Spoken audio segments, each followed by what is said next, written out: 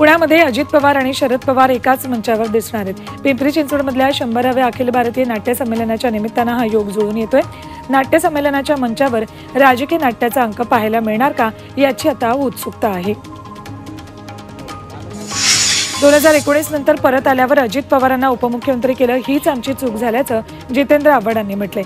अजित पवारांनी पक्षात वर्षानुवर्ष दादागिरीच केली, त्यामुळे पवारांच्या जवळची माणसं तुटल्याचा आरोप आव्हाडांनी केलाय। लोकसभेसाठी 45+ हे लक्ष ठेवून लढणार असल्याचं सुनील तटकरे यांनी म्हटलंय।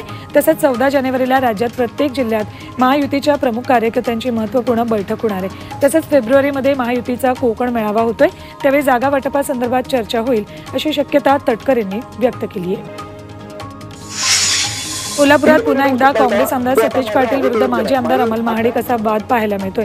अमल महाडिक यांच्या ताब्यात असणाऱ्या श्री राजाराम साखर अमृत नोनी आर्थो प्लस ये एक प्रूवन फॉर्मूला है। इसमें मौजूद नोनी फल के गुण और आयुर्वेदिक जड़ी बूटियां शरीर को जरूरी पोषक तत्व देने के साथ साथ हड्डियों और जोड़ों के घिसने, उनमें होने वाले सूजन और दर्द को रोकने में मदद करता है। दर्द मुक्त जीवन के लिए अमृत नोनी ऑर्थो प्लस। कारखान्यामार्फत अन्यायकारक ऊस तोडणी केली जाते असा आरोप सतेज पाटलांनी केला। प्रादेशिक सहसंचालक साखर कार्यालयावर सतेज पाटलांच्या नेतृत्वात मोर्चा काढण्यात आला। रुपाली चाकणकरांनी किमान नगरसेवक तरी होऊन दाखवावं असं थेट आव्हान शरद पवार गटानं दिले। शरद पवार गटाच्या महिला प्रदेशाध्यक्ष रोहिणी खडसेंनी हे आव्हान दिले।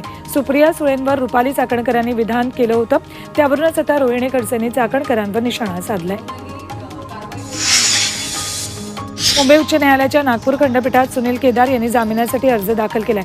जिल्हा मध्यवर्ती सहकारी बँक घोटाळ्याप्रकरणी सुनील केदार यांना जिल्हा आणि सत्र न्यायालयानं जामीन नाकारल्यानंतर तसंच 5 वर्षांच्या शिक्षेला स्थगिती देण्यास नकार दिल्यानंतर केदार यांनी मुंबई उच्च न्यायालयाच्या नागपूर खंडपीठात जामिनासाठी नवा अर्ज केलाय। विविध प्रलंबित मागण्यांसाठी राज्यातील रेशन दुकानदार बेमुदत संपावर गेलेत। पुण्याच्या भोरमध्ये रेशन दुकानदारांकडून भोर तहसील कार्यालयासमोर एकदिवसीय धरणे आंदोलन करण्यात आलं। यावेळी शासकीय अधिकाऱ्यांच्या विविध मागण्यांकडे लक्ष वेधण्यासाठी घोषणाबाजी करत आंदोलकांनी तहसील कार्यालयाच्या दारात ठिय्या मांडला। या आंदोलनात स्वस्त धान्य दुकानदार सहभागी झाले होते। राज्यावर पुन्हा अवकाळी पावसाचं संकट ओढवणार आहे। कोकण आणि मध्य महाराष्ट्रात 5 जानेवारीनंतर पावसाचा इशारा दिलाय। अरबी समुद्रात कमी दाबाचं क्षेत्र निर्माण झाल्यानं राज्यात पावसाचा इशारा दिलाय। रब्बी पिकांना या पावसाचा फटका बसू शकतो।